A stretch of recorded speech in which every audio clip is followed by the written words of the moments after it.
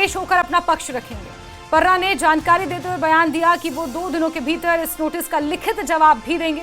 उन्होंने कहा कि मुझे शो कॉज नोटिस मिला है, मैं स्पीकर के सामने व्यक्तिगत रूप से पेश होकर अपना पक्ष स्पष्ट करूंगा और 2 दिन में इसका जवाब दाखिल करूंगा लिखित में।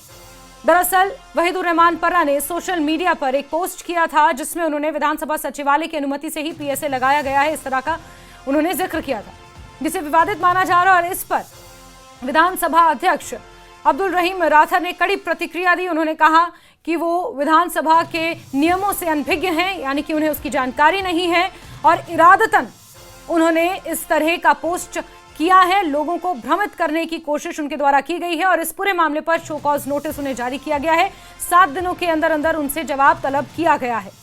ऐसे में अब्दुल रहीम राठर का यह भी कहना था कि इस पर कार्रवाई जरूर की जाएगी ताकि अन्य विधायक जो हैं, विधानसभा के अन्य मेंबर्स जो हैं, उन्हें भी ये पता चले कि नियम, कानून, कायदे जानना कितना जरूरी है।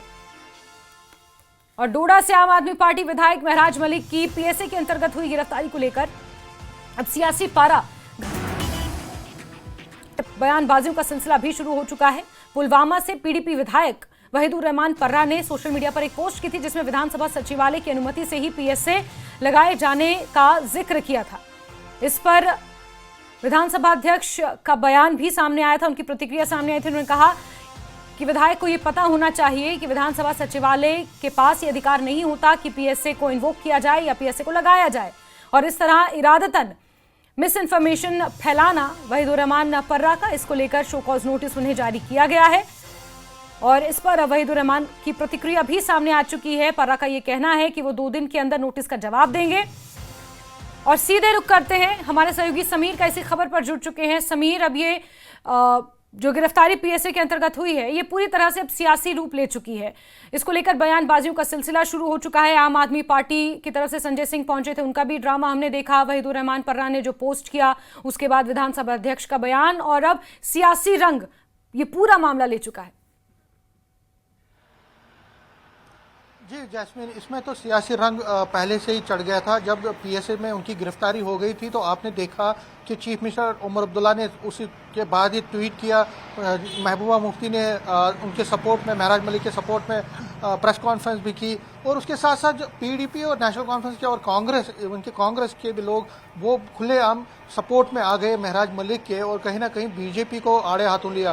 बीजेपी की जो लीडरशिप है कहीं ना कहीं उन्होंने अपने आप को इसके साथ दूर ही रखा, लेकिन कहीं ना कहीं कई नेता जो है वो कैमरे के सामने बोल पड़े और कहीं ना कहीं डिफेंड किया जो उनकी गिरफ्तारी हुई। ये तो एक बात हुई, लेकिन जो सबसे बड़ा कंट्रोवर्सी हुआ है वो वहीदुर रहमान पर्रा जो कि पीडीपी के नेता है और एमएलए पुलवामा से, उन्होंने जब इनकी गिरफ्तारी हुई पीएसए में, उन्होंने ये कहा, उन्होंने एक एलिगेशन लगाई कि जो स्पीकर है, जो असेंबली सेक्रेटरी है, उनकी एंडोर्समेंट से ही ये हुआ है। कहीं ना कहीं उन्होंने नेशनल कॉन्फ्रेंस को आड़े हाथों लेने की कोशिश की और स्पीकर, क्योंकि नेशनल कॉन्फ्रेंस के हैं अब्दुल रहीम राठर, तो उनको टारगेट किया और कहीं ना कहीं कोशिश की ये दिखाने की कि नेशनल कॉन्फ्रेंस भी इस गिरफ्तारी में उनका साथ मिला है गवर्नमेंट को और तभी गिरफ्तारी हुई है। लेकिन अब्दुल रहीम राठर हैं वो भी बहुत पुराने सियासी खिलाड़ी हैं, तकरीबन 40-50 साल का उनका सियासी तजुर्बा है। उन्होंने तुरंत प्रेस कॉन्फ्रेंस की, उन्होंने मीडिया को बुलाया और परसों उन्होंने सभी मीडिया हाउसेस से ये बात की और उन्होंने कैटेगोरिकली उसको डिनाई किया।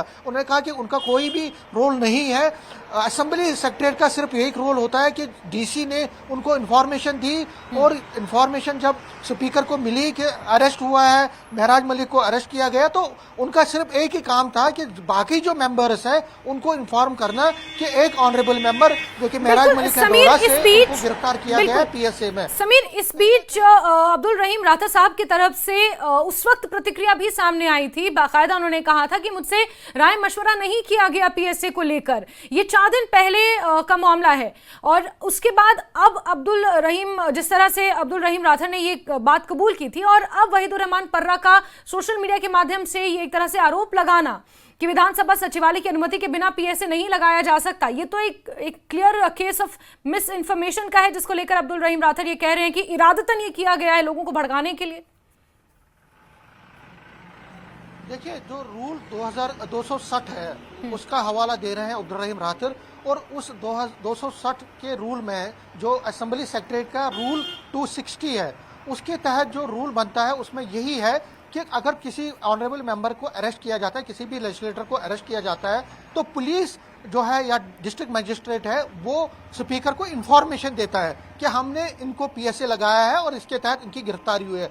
स्पीकर का काम वो उनके पास कोई पावर नहीं होता कि वो इसको रिवोक करे या लगवाए। मतलब अगर कोई आपका राइवल है तो स्पीकर चाहेगा कि किसी के ऊपर पीएससी लगना चाहिए तो हो नहीं सकता है। जो रूल बुक्स हैं असेंबली सेक्रेटरीट के उस सॉरी उसमें कैटेगोरिकली लिखा हुआ है कि स्पीकर का सिर्फ एक काम है इंफॉर्मेशन देना, इंफॉर्मेशन लेना और इंफॉर्मेशन फिर अपने जो मेंबर्स हैं उनके साथ शेयर करना। तो स्पीकर ये कह रहे हैं कि आपने क्यों ये ट्वीट किया और कैसे आपने ये कहा कि मेरी एंडोर्समेंट है। मेरी एंडोर्समेंट, मेरे पास इतने पावर्स नहीं है कि मैं किसी चीज को एंडोर्स करूं या मैं किसी के खिलाफ कोई करूं। तो ये इशू है। अब मैंने वही तरह से बात की उनके साथ मैंने ट्विटर पर व्हाट्सएप पर बात की तो उन्होंने कहा कि मैं 2 दिन तक इसका समीर एक सेकंड हम वहीद पर्रा से ही जान लेते हैं। खुद वहीद पर्रा साहब फोन लाइन पर मौजूद हैं। वहीद पर्रा साहब बहुत स्वागत करती हूँ, लेकिन क्या कहेंगे इस पूरी कंट्रोवर्सी पर? अब शो कॉज नोटिस आपको जारी कर दिया गया है, 2 दिन के अंदर आपको जवाब पेश करना है सर। सरकार को ये समझने की जरूरत है कि हम सभी लोगों ने यहाँ पे इलेक्शन लड़ा है पब्लिक सेफ्टी एक्ट को खत्म करने के लिए, और अगर हम कुछ नहीं कर सकते तो कम से कम मजम्मत कर सकते हैं कि एक लेजिस्लेटर पर अगर पीएसए लगता है, rather than questioning me my intentions, our whole objective should be unitedly to fight against the Public Safety Act and fight against the people who are detained under PSA, and this draconian law should go. हम चाहते हैं ये कानून खत्म हो जाए, और speaker साहब से भी हमारी अपील है कि इस सेशन में सबसे पहले शुरुआत ये हो कि पब्लिक सेफ्टी एक्ट को खत्म किया जाए जम्मू कश्मीर में, और इस पे रेजोल्यूशन हो कि किसी के खिलाफ ये मिसयूज नहीं होना चाहिए और इस्तेमाल नहीं होना चाहिए।